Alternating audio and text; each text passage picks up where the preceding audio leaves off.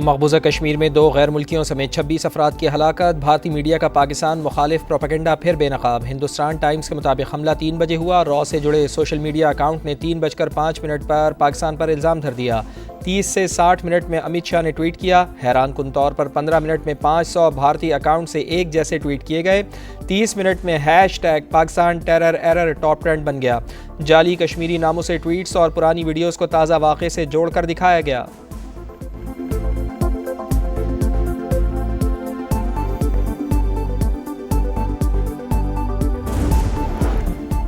دریائے سندھ سے نئی نہروں کا تنازع۔ سکھر، خیرپور، گھوٹکی اور کنکوٹ سمیت مختلف شہروں میں دھرنے۔ سندھ اور پنجاب کے درمیان ٹریفک معطل، گاڑیوں کی لمبی قطاریں، پیٹرول کی قلت کا خدشہ۔ قاضی احمد میں شدید گرمی، کوئلے سے دھواں اٹھنے لگا۔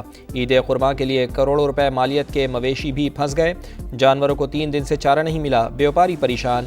کراچی، خیرپور، میہر سمیت مختلف شہروں میں وکلاء کا بائیکاٹ۔ مظاہرین سے مذاکرات کے لیے وفاقی حکومت کے نمائندوں کی آج خیرپور آمد متوقع۔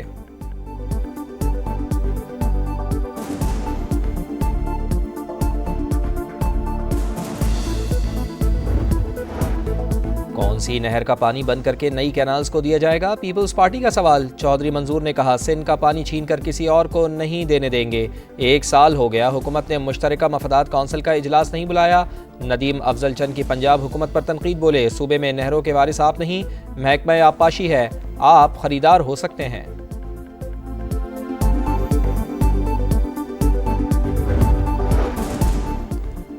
پاکستان میں مہنگائی کم ہوگی، ترقی کی رفتار ہدف سے کم رہے گی۔ IMF کی پیشگوئی۔ ورلڈ اکنامک رپورٹ جاری، رواں سال شرح نمو 2.6% رہنے کا امکان۔ ٹیرف جنگ سے معیشت متاثر ہونے کا خدشہ۔ وزیر خزانہ کی امریکہ میں عالمی مالیاتی اداروں کے حکام سے ملاقاتیں۔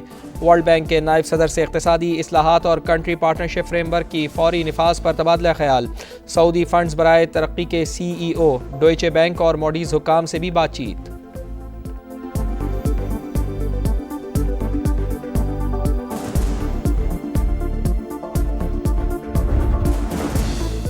دہشت گردی کے خلاف جنگ مشترکہ کوششوں سے ہی جیتی جا سکتی ہے۔ پاکستان اور ترکی کا اسٹریٹجک تعلقات مزید مضبوط بنانے پر اتفاق۔ وزیر اعظم میاں شہباز شریف کی صدر رجب طیب ایردوان سے ملاقات۔ تجارتی حجم $5 ارب تک لے جانے، مختلف شعبوں میں 2 طرفہ تعاون مزید مضبوط بنانے کا عزم۔ وزیر اعظم کا غزہ میں فوری جنگ بندی، آزاد اور خود مختار فلسطینی ریاست کے قیام کا مطالبہ، اعلامیہ جاری۔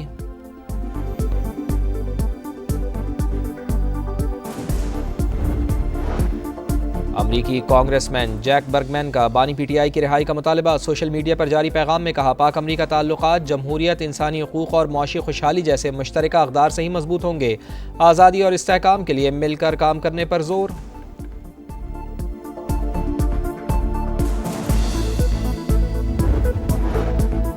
بانی PTI سے ملاقات نہ کرانے پر درخواست گزاروں کی عدم پیروی۔ اسلام آباد ہائی کورٹ نے جیل سپرنٹنڈنٹ کے خلاف توہین عدالت کی درخواست خارج کر ڈالی۔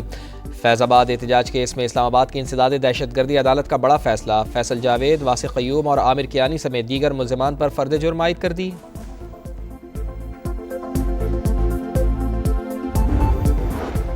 کراچی چوتھے روز بھی گرم ہواؤں کی لپیٹ میں، سورج کی تپش برقرار، درجہ حرارت 41 ڈگری تک جانے کا امکان۔ جناح اسپتال میں ہیٹ اسٹروک وارڈ قائم۔ شہری زیادہ سے زیادہ پانی پئیں، غیر ضروری گھروں سے نہ نکلیں، طبی ماہرین کا مشورہ۔ کل سے سمندری ہوائیں مکمل بحال ہو جائیں گی، محکمہ موسمیات کی پیشگوئی۔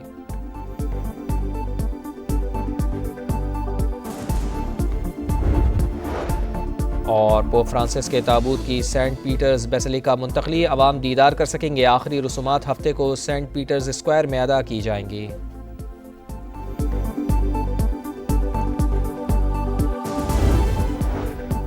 مقبوضہ کشمیر کے علاقے پہلگام میں نامعلوم افراد کا حملہ، 2 غیر ملکی سیاحوں سمیت 26 افراد ہلاک۔ نریندر مودی دورہ سعودی عرب ادھورا چھوڑ کر بھارت پہنچ گئے۔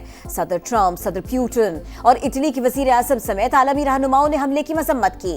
بھارتی میڈیا بغیر تحقیق پاکستان پر الزام تراشی میں مصروف۔ سوشل میڈیا صارفین نے بھارتی پروپیگنڈا بے نقاب کر دیا۔ False flag operation top trend بن گیا۔ حملہ آوروں نے مذہب کی بنیاد پر حملہ کیا تو مسلمان سیاح کو کیوں مارا؟ صارفین نے سوال اٹھایا۔ سکھ فار جسٹس نے حملے کو قومی سلامتی کے مشیر اجیت دوول کی کارستانی قرار دے دیا۔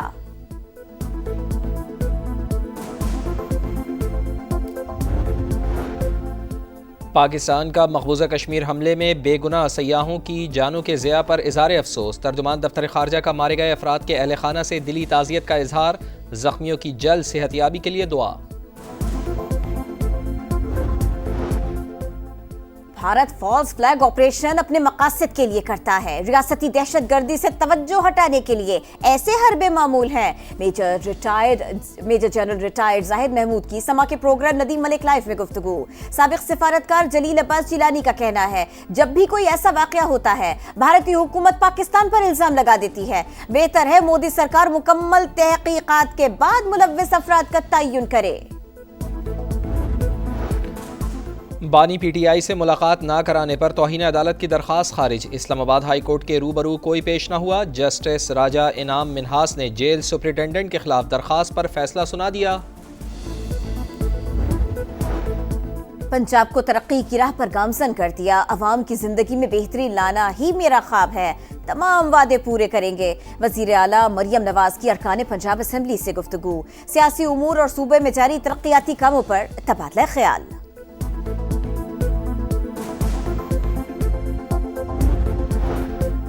محکمہ داخلہ بلوچستان کا بڑا فیصلہ. لیویز اہلکار اور اثاثہ جات ایک ہفتے میں ضلعی پولیس کے حوالے کرنے کا حکم. کوئٹہ، گوادر، لسبیلا اور ہب کے تمام اہلکار اور اثاثے سپرد کیے جائیں گے. کارروائی مکمل ہونے پر دستاویزات کا تبادلہ ہوگا.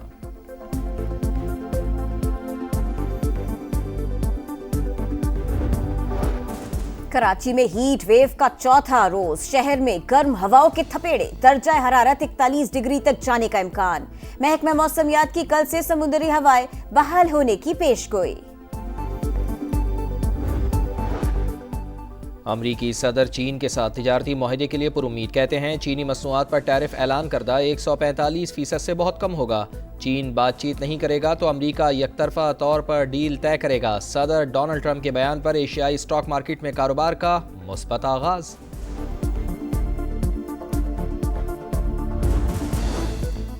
پوپ فرانسس کی آخری رسومات. چست خاکی آج سینٹ پیٹرز بیسیلیکا میں دیدار عام کے لیے رکھا جائے گا. آخری رسومات ہفتے کو سینٹ پیٹرز اسکوائر میں ادا ہوں گی. دنیا بھر سے 2.5 لاکھ سے زائد افراد کی شرکت متوقع. پوپ فرانسس سینٹ میری میجر بیسیلیکا میں سپرد خاک ہوں گے.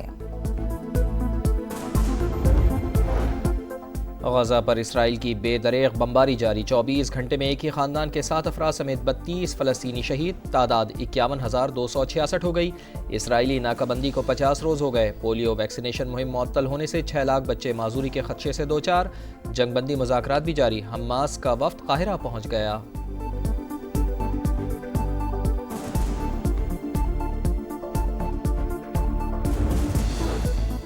امریکی ریاست نیو جرسی کے جنگلات میں لگی آگ بے قابو.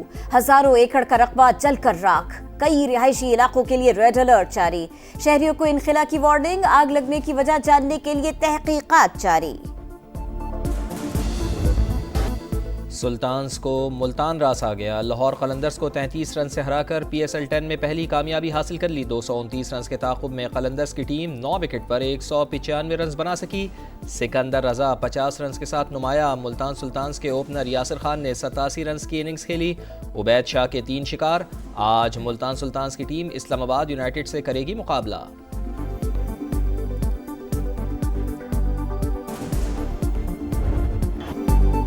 سعودی پرو لیگ میں النصر کی 18ویں کامیابی. دماغ کو 2 کے مقابلے میں 3 گول سے ہرا دیا. سلطان الغانم نے اختتامی لمحات میں فیصلہ کن گول کر کے کامیابی دلائی. میتھیوز نیونیز کا اختتامی لمحات میں گول. انگلش پریمیئر لیگ میں مانچسٹر سٹی نے ایسٹن ولا کو 2-1 سے ہرا دیا. مانچسٹر سٹی پوائنٹس ٹیبل پر تیسرے نمبر پر آ گئی. اور میڈرڈ اوپن ٹینس ٹورنامنٹ کے مقابلے اٹلی کی لوچیا برونزیٹی نے پہلے راؤنڈ میں جاپان کی نومی اوساکا کو ہرایا. ایونٹ سے باہر کر دیا.